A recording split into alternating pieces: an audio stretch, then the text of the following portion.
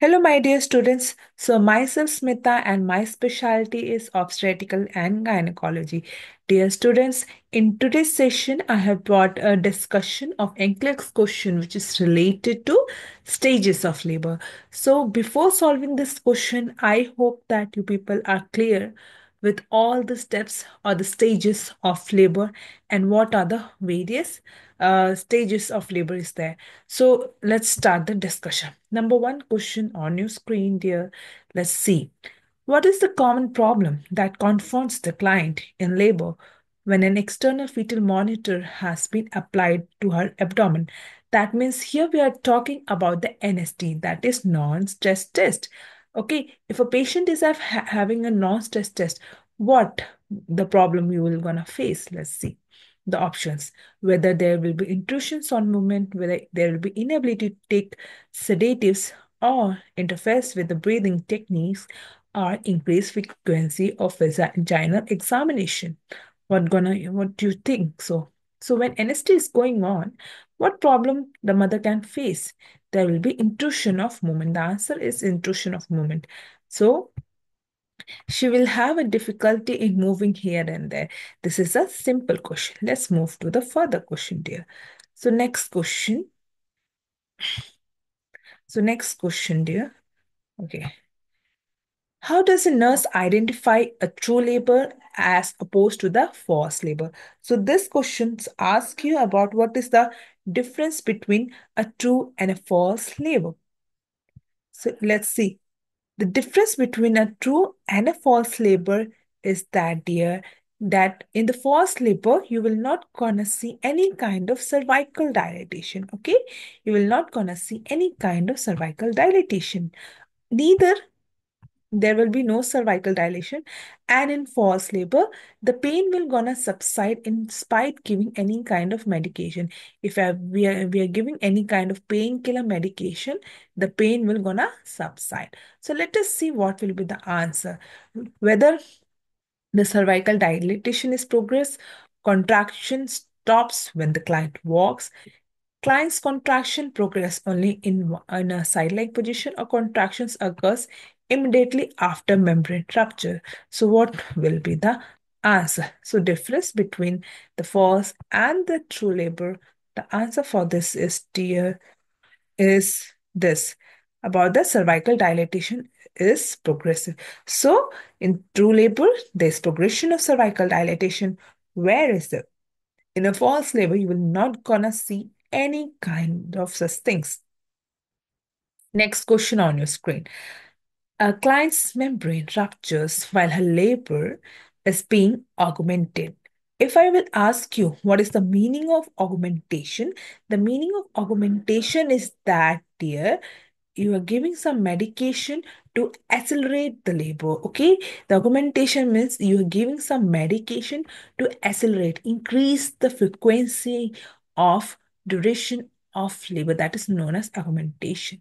Okay, so oxytocin infusion is going on. A nurse observed variable deceleration. So we are talking about over here is about NST. So you should be clear about how to read NST. Okay, in the fetal heart rate on the fetal monitoring strip, what action should a nurse take? Okay, so here the question is, the client's membrane has been ruptured. So let us see the options. Change the position. Okay, take the client's blood pressure. So do you think if the membrane rupture, we need to see the client's BP, or stop the client's oxytocin, or prepare the clients for immediate birth? The answer will be, dear, just see, there are variable deacylations. Deacylation sore. Okay, the answer will be the first and the foremost is to change the position. So always remember, dear, the variable deacylations which you will gonna encounter, dear, is because of cord compression. So while changing the position of the mother, we usually go for a left lateral position and all.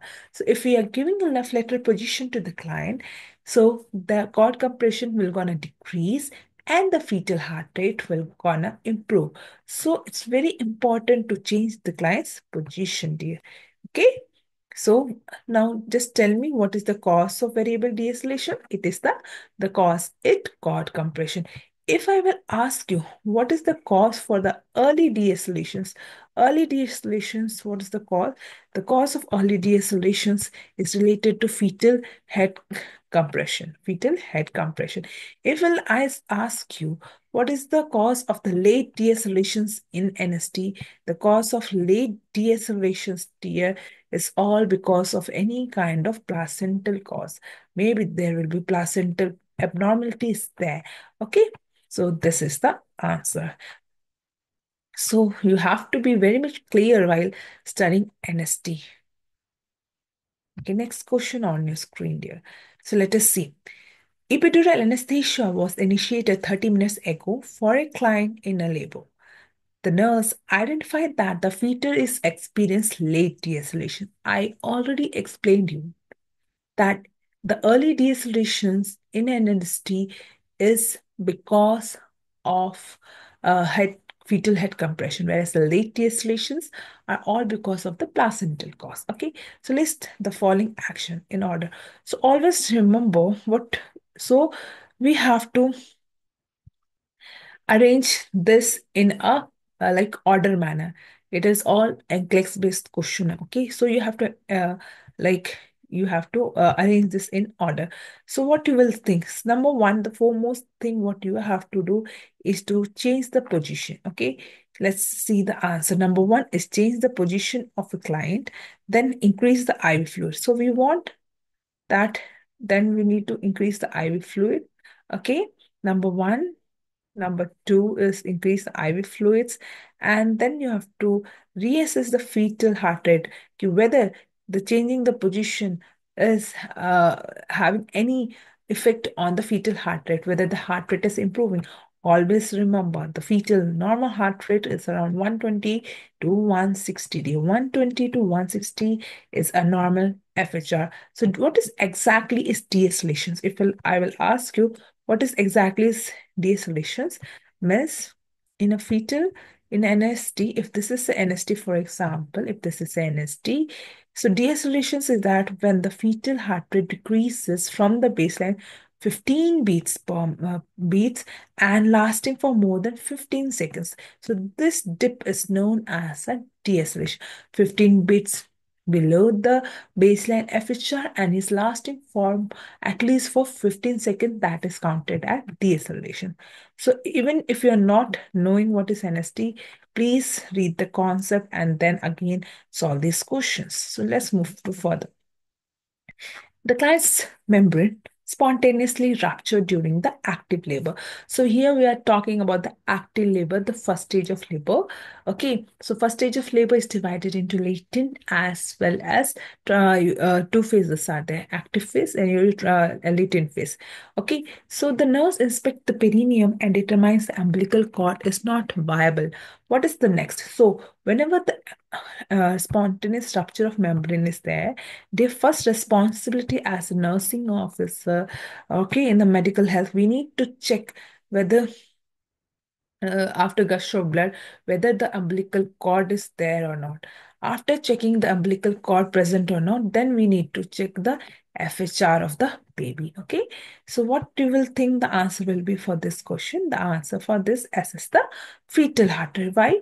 Because they have already assessed the umbilical cord, which is not there. Is that clear? Are you clear with that, dear? Okay. So let's move to the further thing. Okay. Next question is okay. So this is the image which I want to tell you, and you should be very much clear whenever there is a cord prolapse. So just you see in this image, there's a cord prolapse. Immediate responsibility is to give either tender position or knee chest position. So this area is also one of the important MCQ which can be asked in the exam. Okay, which position a client should be given if a client is having a cord prolapse. Okay. Next question on your screen. Pregnant woman at 39 weeks of gestation arrived in a triage area of the birthing unit, stating she thinks her water broke. What should a nurse do first? What do you think? What will be the answer? Okay, what do you think? Dear, the answer will be obviously, I told you we need to check the umbilical cord. So, what do you think? The answer will be three. Here, you will not gonna mark or auscultate the auscultate the fetal heart sound. The first priority you have to check because, dear, whenever the water breaks down, there's a gush of, you can say, a lot of amniotic fluid is there. So, before that, the umbilical cord is floating. So, we are not confirmed. Okay, we are not confirmed. So we need to rule out whether umbilical cord compression is there or not. Okay, then we will go for this FSR. Next question. So next question on the screen. Okay, this is an image where you can see how the baby is in intrauterine time, dear. Okay, next question. So let us see. A priming gravida who is 40 weeks of gestation arrived at the birthing center with abdominal cramping and a bloody show. So what is exactly a show? The show is nothing but is a mucus plug. Okay, if I will ask you what is show, so you should be answering it is a mucus plug.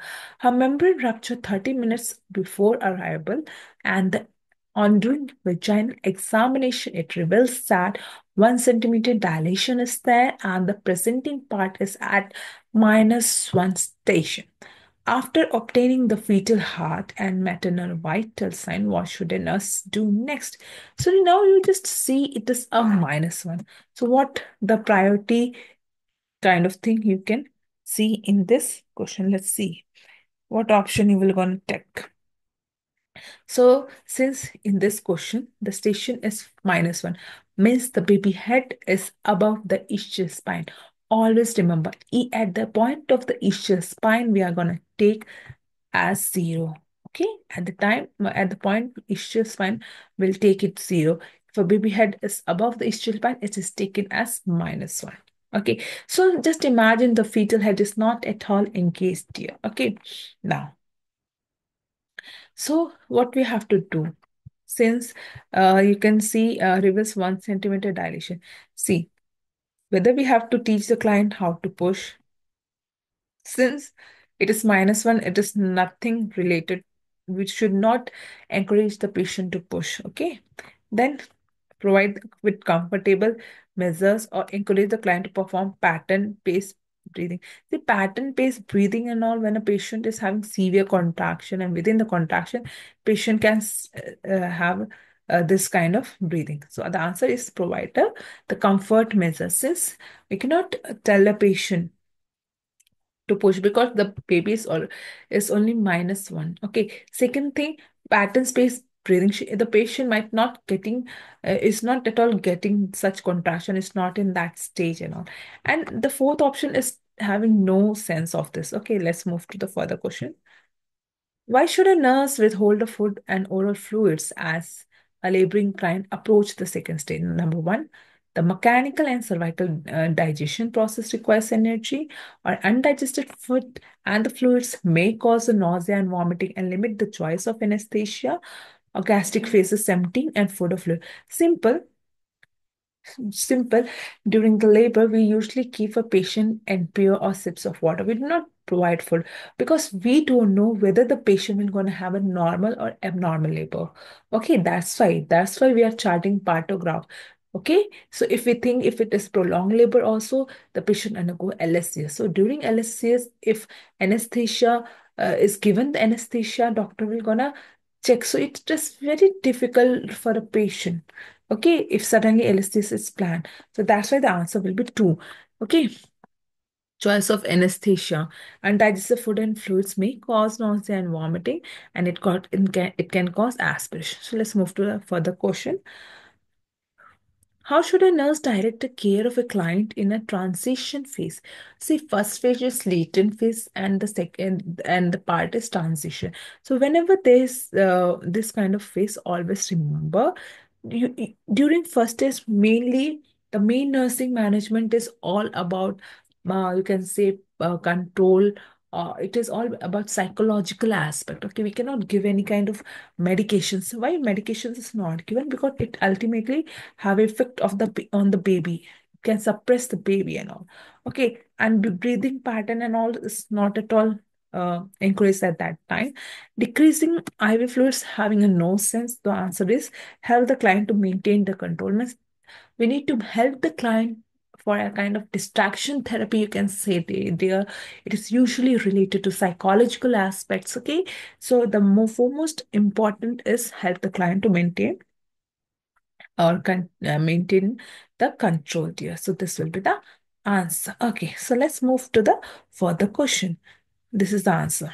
Next, a laboring client is to have a pudendal block. What should a nurse teach a client about the effects of a pudendal block? See, whenever there is a pudendal block, means the answer will be she will not feel she will not gonna feel any kind of episiotomy, because pudendal love dear is always given in episiotomy block.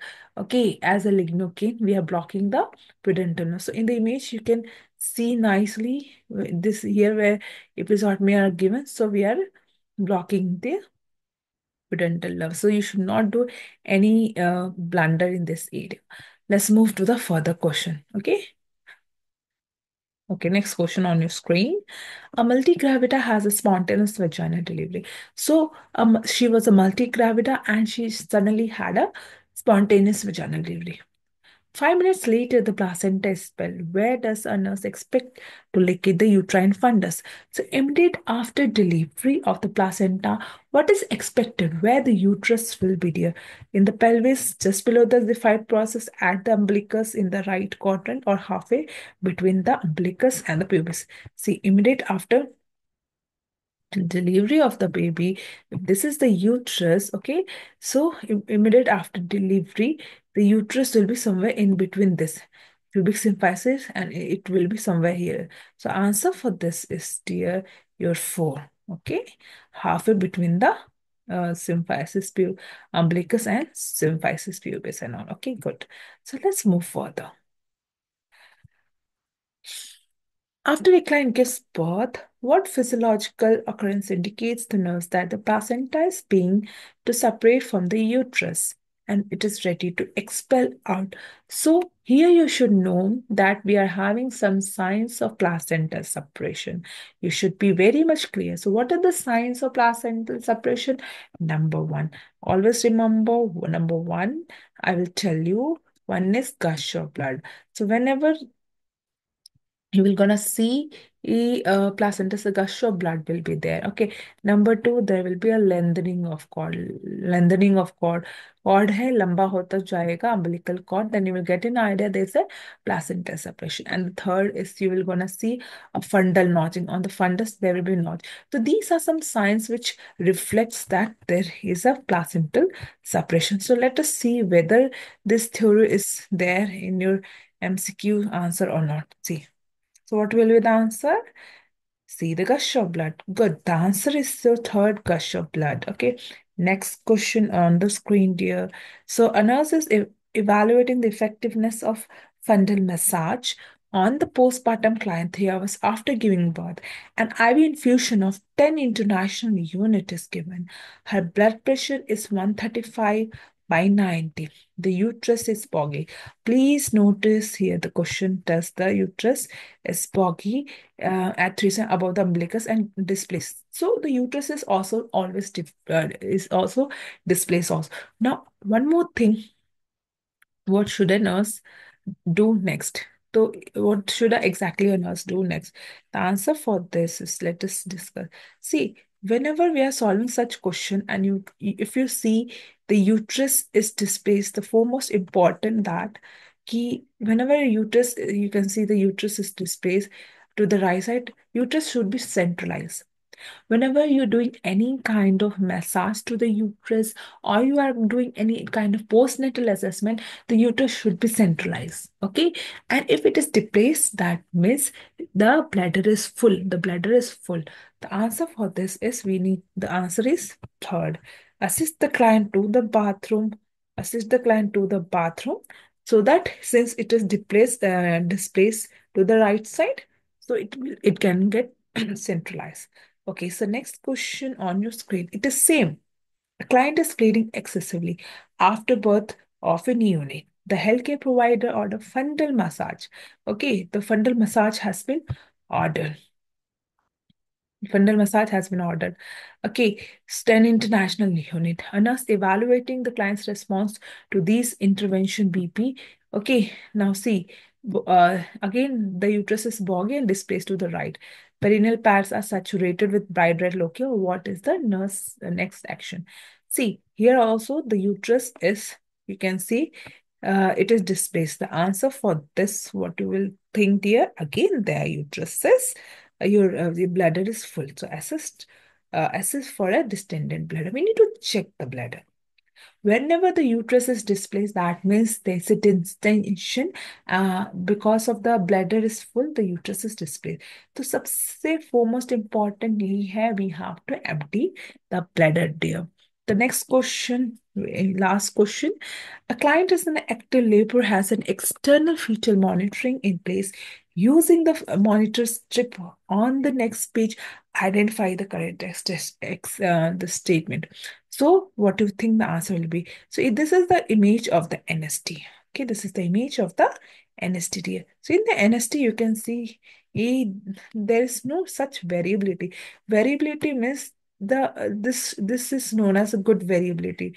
FHR is varying, but it is very static in nature in this image. Okay. So there's no tentative contraction. There's no marked FHR variability. Okay. Contraction lasting until 130 seconds. There's no such concept when you're studying anesthesia. So the baseline FHR is around 150. If we take it very, very closer, it is written as 120. It is here somewhere it is 150. It is correct. Okay, the correct answer for this question is the baseline FHR, which is lasting for around the 150. So I hope so. You have got some concept with these set of questions. Thank you a lot. If you liked my video, don't forget to like and comment. Thank you, dear. Thanks a lot.